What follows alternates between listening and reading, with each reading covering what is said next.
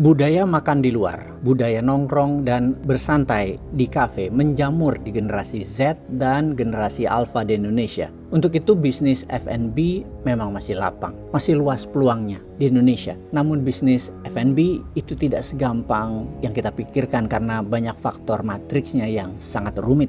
Kebiasaan eat out atau makan di luar rumah Indonesia dibandingkan dengan Malaysia sudah 50%-an rumah tangga budayanya sudah makan di luar, alias daripada masak di rumah lebih murah dan mudah makan atau take away dari restoran atau di restoran, di kafe atau di warung karena tidak perlu repot buang waktu untuk memasak, tidak memerlukan alat yang mahal, kemudian harus mencuci piring. Di Singapura eat out itu sudah 75%, di Australia 56%. Indonesia baru sekitar 30%-an budaya makan di luar ini tumbuhnya. Mengapa belum tumbuh cepat budaya eat out di Indonesia? Karena masih ada pembantu yang bisa disuruh masak, masih ada mertua atau ibu yang memasak di rumah karena karirnya ibu rumah tangga. Namun sesungguhnya berat jadi ibu rumah tangga kalau ditambah harus memasak. Walau ada pembantu, jatuhnya HPP atau nilai makanan masuk ke mulut tetap lebih murah dan lebih mudah pesan makanan di luar.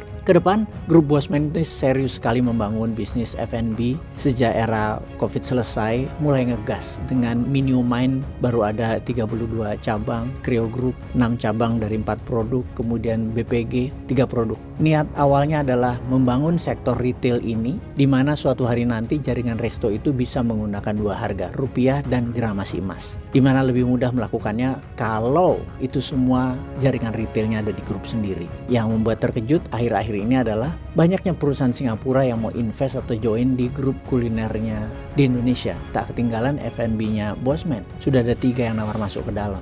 Ada apa? Apa investor Singapura itu melihat peluang seperti juga UKM F&B Tiongkok yang sudah buka 4.000 gerai di Indonesia? Atau ada masalah lain? Untuk itu kita ke Singapura mempelajari lebih dalam. Singapura ternyata sedang diguncang krisis F&B terburuk dalam 20 tahun terakhir, di mana dalam 1 tahun ini saja ada 3.000 restoran tumbang.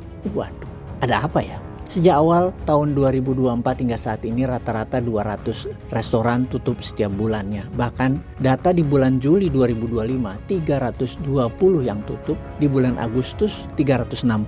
Pemerintah Singapura bingung, investor F&B Singapura panik. Tidak ada yang siap, baik masyarakatnya maupun pemerintahnya.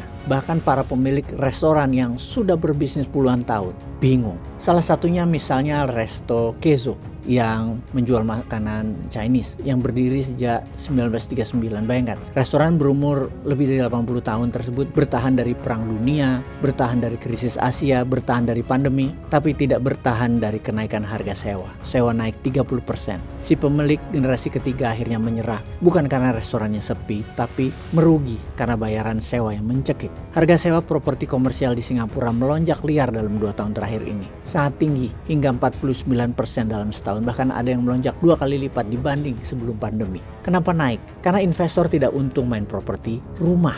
Akhirnya mereka invest di ruko dan ruang usaha. Properti komersial menjadi lahan investasi, dana, bukan ruang kehidupan bisnis lagi. Ditambah Singapura tenaga kerja pun bermasalah. Singapura tuh kurang koki, kurang staf dapur. Koki mahal sekali di sana.